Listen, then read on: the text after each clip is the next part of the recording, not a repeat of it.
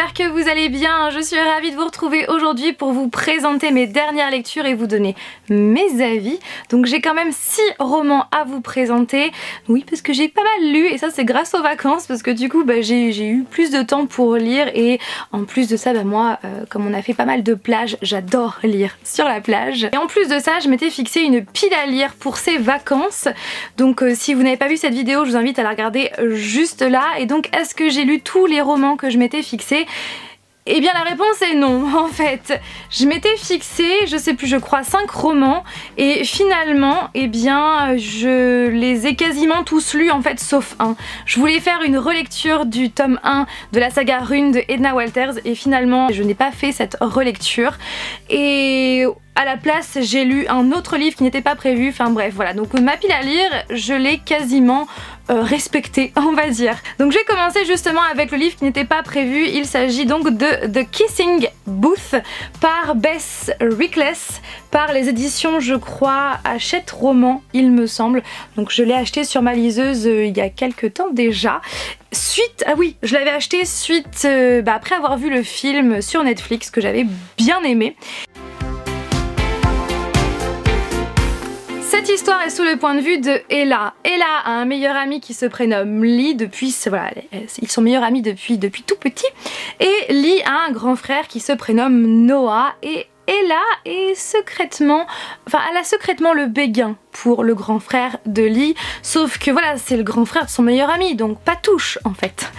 Et un jour, eh bien, ils vont devoir monter un projet, donc Lee et Ella vont devoir monter un projet pour une soirée avec le lycée, et ils vont avoir l'idée de créer un stand à bisous, d'où le titre The Kissing Booth. Le but étant de payer en échange d'un bisou, et donc ces sous vont aller au lycée en fait.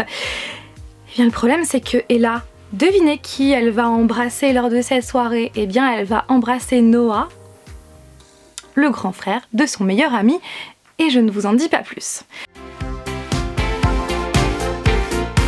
Sachez que le film que vous pouvez retrouver sur Netflix, eh bien il est inspiré de ce livre là, il a le même nom, The Kissing Booth, et il y a quand même des différences entre le livre et le film. La plus grande je dirais c'est que dans le film, les deux meilleurs amis ont plein de règles et l'une de ces règles c'est justement que Ella ne doit pas toucher à Noah, le grand frère de Lee. Voilà, alors que dans le livre il n'y a pas ces règles, ce qui est un petit peu dommage, mais voilà, je voulais vous en parler. Donc mon avis sur ce livre là, eh bien déjà je ne peux pas le nier, il est quand même prenant puisque je l'ai lu en 2 jours, tellement je voulais toujours en savoir plus. La plume de l'autrice est vraiment fluide, elle est hyper agréable à lire, j'ai passé un bon moment. Mais il y a quelques bémols selon moi. J'ai trouvé qu'il y avait des incohérences dans le livre et que je n'ai pas retrouvé dans le film. Par exemple, Noah dit quelque chose à Ella, il lui a bien dit, et quelques pages après il va lui redire et Ella réagit comme si c'était la première fois, alors que non, il te l'a dit avant. Donc voilà, déjà ça. Et puis aussi, à un moment, à plusieurs reprises, ils évoquent qu'il s'est passé quelque chose dans le passé, mais à aucun moment on en parle, on dit ce que c'est réellement. Donc voilà, on sait pas ce qui s'est passé finalement, donc ça c'est un petit peu dommage. Autre bémol, je trouve que les personnages ne sont pas assez approfondis, ne sont pas assez détaillés à mon goût, qu'ils soient personnages principaux ou secondaires, donc ça c'est vraiment dommage. Et pareil pour les personnages secondaires, il y a tellement de noms différents que finalement je me suis souvent emmêlé les pinceaux entre différentes personnes. Donc voilà pour mon avis. J'ai passé un bon moment, mais ce n'est pas la lecture du siècle. Et même si voilà, j'ai trouvé quelques petits bémols concernant ce premier tome, je lirai quand même le second tome pour connaître la suite. Ensuite, j'ai lu les 2 premiers tomes d'une saga de Claudia Tan. D'ailleurs, je ne sais même pas s'il y a un 3e tome ou un 4e, je n'en sais rien du tout. Donc, il s'agit tout d'abord de Perfect Illusion, donc chez les éditions Hachette Roman. Donc, celui-là, je l'ai acheté sur ma liseuse. Et ensuite, de la part des éditions Hachette Roman, j'ai reçu le tome numéro 2 qui s'intitule Perfect Addiction. Donc, je vais vous parler tout d'abord de Perfect Illusion. Donc c'est l'histoire de Alex qui est à la fac et il y a un gars qu'elle ne peut pas blairer. Il se prénomme Daniel. Elle ne peut pas le blairer parce qu'il jette les filles un petit peu, voilà, il est avec des filles et puis il les jette comme il en a envie, il fait ce qu'il veut, il est arrogant, enfin bref, il est hyper détestable. Jusqu'au jour où ils ne vont pas avoir d'autre choix que de se mettre ensemble, de faire un faux couple pour d'un côté redorer le blason de Daniel parce qu'il est, voilà, il est très mal vu, et de l'autre, eh bien pour le bien de la famille de Alex. Je ne vais pas vous en dire plus pour ne pas vous spoiler. Donc voilà, ils vont devoir se mettre ensemble alors qu'ils ne peuvent pas se blairer jusqu'au jour où... À vous de terminer ma phrase, je pense que vous avez compris. Alors, Perfect Illusion, c'est une histoire que j'ai trouvée sympa à lire, agréable à lire, parce que déjà la plume de l'autrice est très fluide, c'est quand même relativement prenant parce que je l'ai lu assez vite, parce que je voulais toujours en savoir plus. Mais au niveau romance, j'ai envie de dire rien de nouveau sous le soleil, c'est pas spécialement original et la romance s'installe beaucoup trop vite. J'aurais aimé que les deux personnages se tournent autour un petit peu plus longtemps. Voilà, je trouve que la romance s'installe trop vite et en plus de ça, ce que j'ai trouvé, c'est que les événements s'enchaînent relativement vite en fait. J'ai eu la même sensation en lisant le tome 2, j'avais l'impression de voir en fait un film au cinéma ou à la télé en accéléré fois 1,5 ou alors fois 2, tellement les événements s'enchaînent et se suivent et c'est quand même relativement rapide et c'est ça aussi qui m'a un petit peu embêtée dans ce livre et dans le second tome également. Mais sinon j'ai passé un bon moment. Après c'est vrai que là ça fait quand même pas mal de semaines que je l'ai lu et je dois vous avouer que j'en ai plus trop de souvenirs, enfin de détails précis, donc voilà, c'est pour vous montrer que rien de nouveau sous le soleil et que c'est vraiment le genre de romance qui n'est pas spécialement original. Je vais maintenant vous parler de Perfect Addiction et là pour le coup j'ai trouvé que cette romance était vraiment originale par rapport au premier tome. Donc cette fois-ci, on va suivre Sienna qui est coach en boxe. Elle a un petit ami qui fait de la boxe également. D'ailleurs, son petit ami lui a tout appris au niveau de la boxe. Jusqu'au jour où Sienna, quand elle va rentrer chez elle, elle va découvrir son mec, donc Jax, dans son lit avec sa propre sœur à elle. Donc vous imaginez bien qu'à la suite de ça, Sienna va décider de faire une croix sur sa sœur et sur son petit ami qui va devenir donc son ex-petit ami et elle veut absolument se venger. Et justement, ça tombe à pic puisqu'elle va faire la rencontre de Kaden. Kaden, c'est l'ennemi juré en boxe de Jax. Sauf que l'an passé, Jax a gagné lors du combat contre Kaden. Donc là, cette année, il faut que Kaden gagne contre Jax. Et c'est là que Sienna a une petite idée. Pourquoi pas entraîner Kaden tous les jours, l'entraîner vraiment comme il le faut et lui montrer aussi les tactiques de Jax. Comme ça, lors du prochain combat Kaden contre Jax, eh bien le but c'est que Kaden gagne. Mais ce que Sienna n'avait pas prévu, c'est d'avoir des sentiments envers ce Kaden. Sur Perfect Addiction, c'est que déjà je l'ai trouvé beaucoup plus original que le premier, vraiment, et puis ce que j'ai trouvé bien aussi c'est que on a comme personnage principal Sienna qui est une boxeuse, qui est coach en boxe, en plus de ses cours à la fac. J'ai vraiment trouvé ça bien de suivre l'histoire d'une fille qui est boxeuse dans un univers qui est quand même assez masculin majoritairement et ça je trouvais ça bien. En plus de ça c'est vrai que Sienna a un caractère bien trempé, elle ne se laisse pas marcher sur les pieds. Bon je dois vous avouer qu'à certains moments elle m'a un petit peu agacée parce que bon c'est bon on a compris au bout d'un moment mais après ça se comprend vu le passé qu'elle a aussi bien au niveau de sa famille et puis aussi voilà sa sœur et son mec dans le même lit. C'est vrai que c'est très compréhensible de réagir comme ça mais c'est vrai que à force on a compris n'est-ce pas? Ce que j'ai aimé par contre dans ce tome 2, c'est que la romance met du temps à s'installer. Et ça fait du bien par rapport au tome 1 où c'était beaucoup trop rapide. Par contre, les sentiments arrivent trop rapidement. Même si la romance met du temps à s'installer, les sentiments arrivent trop rapidement. Et ça, par contre, je me suis dit, mais non, c'est trop rapide. Là, pour le coup, c'est un petit bémol. Et ce que je voulais vous dire aussi, c'est que effectivement, c'est quand même assez rapide. Les scènes, les événements s'enchaînent et c'est quand même assez rapide. Et voilà, après, clairement, ce n'est pas non plus la romance du siècle, n'est-ce pas? Même si c'est original, même si c'est prenant, même si c'est intéressant et hyper agréable à lire, c'est vrai que ce n'est pas non plus la lecture, la romance du siècle, mais j'ai passé quand même un très bon moment. J'ai fait ensuite une relecture du premier tome de la saga D-Dimension I Love You par Estelle Mascam chez les éditions Pocket Jeunesse. Pourquoi une relecture? Tout simplement parce que je l'avais déjà lu en 2015. Je n'avais pas voulu lire le deuxième tome tout de suite, ou du moins dans les mois qui ont suivi ma première lecture.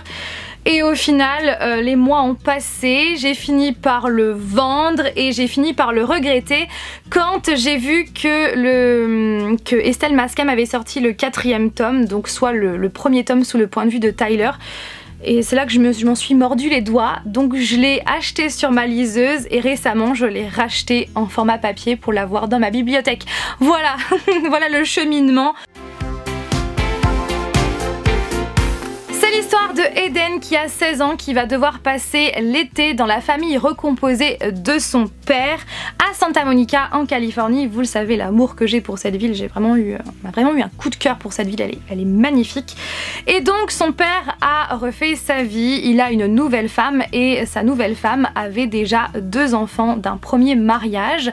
Donc Eden a 2 demi-frères et le plus grand s'appelle Tyler, et Tyler est très arrogant, il est un peu antipathique, un peu violent aussi, enfin bref, elle ne peut pas le blairer. Mais Eden, eh bien, plus elle va le voir, plus elle va devenir fascinée par lui, elle veut en savoir plus, elle veut savoir pourquoi il agit comme ça, jusqu'au jour où les sentiments vont rentrer en jeu. Mais sachez, je tiens vraiment à préciser qu'ils sont demi-frères par alliance, mais pas par lien de sang. Voilà, je tiens à le préciser. Et clairement, comme la première fois, je l'ai trouvé génial. Comme pour la première fois, j'ai eu un coup de cœur parce que c'est une histoire qui est très addictive. L'histoire est hyper intéressante, hyper prenante, et ce n'est pas qu'une simple histoire d'amour, puisqu'il y a plein d'autres thèmes qui sont abordés dans ce livre-là, comme l'amour entre un frère et une sœur sans lien de sang.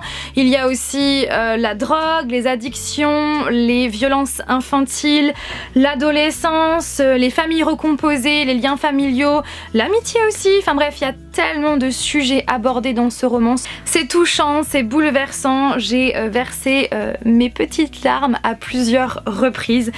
Mais comme il y a 4 ans, la fin, je ne suis pas vraiment fan, voilà, de la fin, non, je n'aime pas vraiment la fin, mais ça n'empêche pas le fait que j'ai trop envie de lire la suite qui m'attend sagement dans ma liseuse.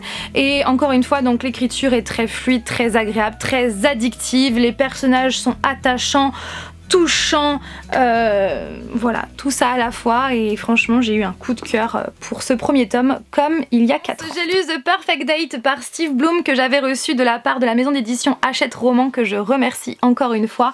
Donc je l'avais demandé parce que j'avais vu le film sur Netflix et je l'avais vraiment beaucoup aimé avec Noah Centineo, et je me suis dit pourquoi pas lire le livre qui a inspiré ce film.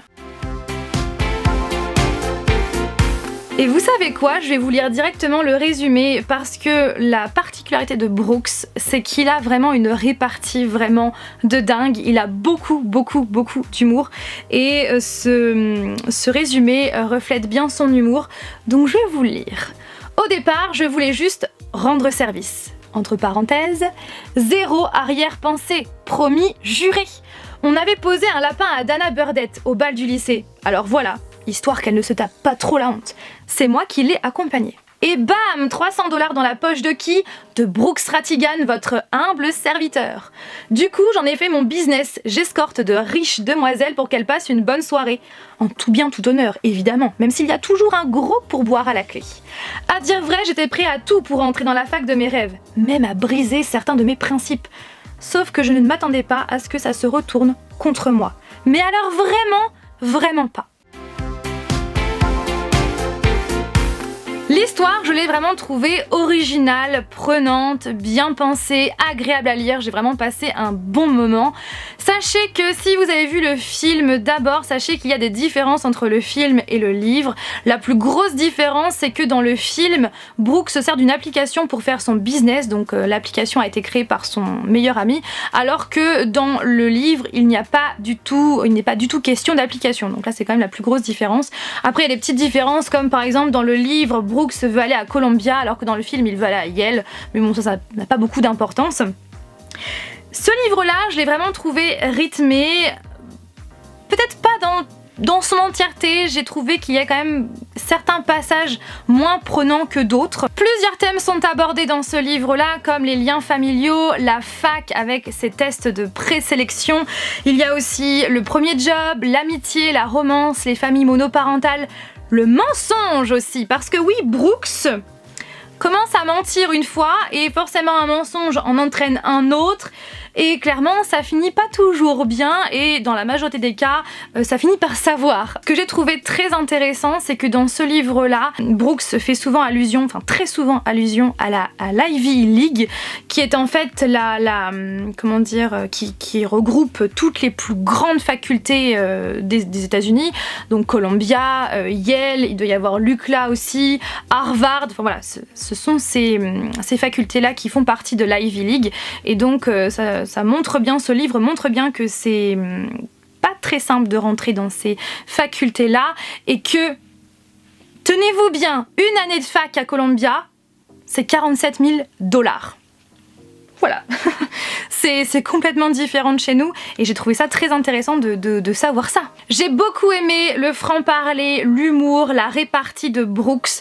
Par contre, j'ai moins été fan de ses mensonges, ce qui, voilà, au final, il passait plus pour un crétin qu'autre chose et voilà, c'est pas ce que j'ai aimé dans ce personnage-là, contrairement à son humour où là, par contre, j'ai souri à de nombreuses reprises. En somme, j'ai passé un agréable moment. Par contre, si je devais choisir le film ou le livre, je choisirais le film. D'ailleurs, comme pour The Kissing Booth, je choisirais le film plutôt que le livre. Et pour terminer, the last but not least, j'ai lu le 4e tome, Origine de la saga Lux, ou la saga Lux en anglais, par Jennifer L. Armentrout chez les éditions J'ai lu.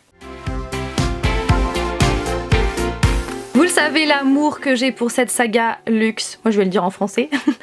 Vous savez l'amour que j'ai pour cette saga depuis le premier tome et je vous assure que cette saga fait partie de mes sagas romances fantastiques préférées de tous les temps. Si vous ne l'avez pas lu, si vous ne l'avez pas commencé, je vous conseille vivement de commencer assez rapidement parce que vous passez à côté d'une merveille. Cette saga est une merveille.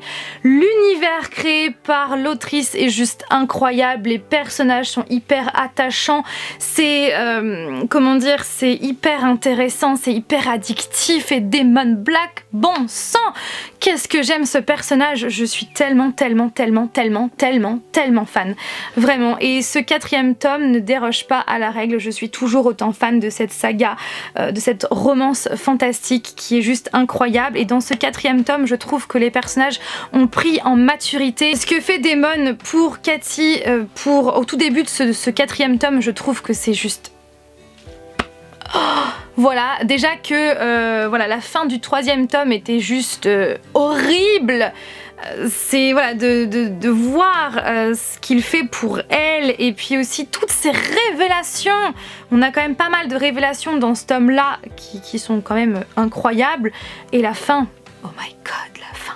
Et j'ai tellement hâte de lire le tome 5, clairement, mais voilà, moi j'y vais avec lenteur, parce que c'est tellement une saga que j'aime que j'ai envie de faire durer le plaisir, tout simplement. Et si vous avez envie d'en savoir plus quant au résumé, ainsi que voilà, mon avis sur le tome numéro 1, eh bien je vous invite à aller voir cette vidéo qui s'affiche juste là, parce que voilà, j'ai pas envie de vous en dire plus au niveau résumé pour ce 4e tome, parce que j'ai pas envie de vous spoiler, tout simplement. Oh my god, et puis Damon Black, voilà, et puis cette fin, enfin bref, vous avez compris, lisez Lux. N'hésitez pas à me dire en commentaire si vous avez lu ces livres, qu'en avez-vous pensé, bien évidemment sans spoiler, ou si vous ne les avez pas lus, est-ce qu'ils vous font envie, surtout la saga Lux. Sur ce, je vous fais tout plein de bisous et je vous dis à dimanche prochain pour une nouvelle vidéo. Bye!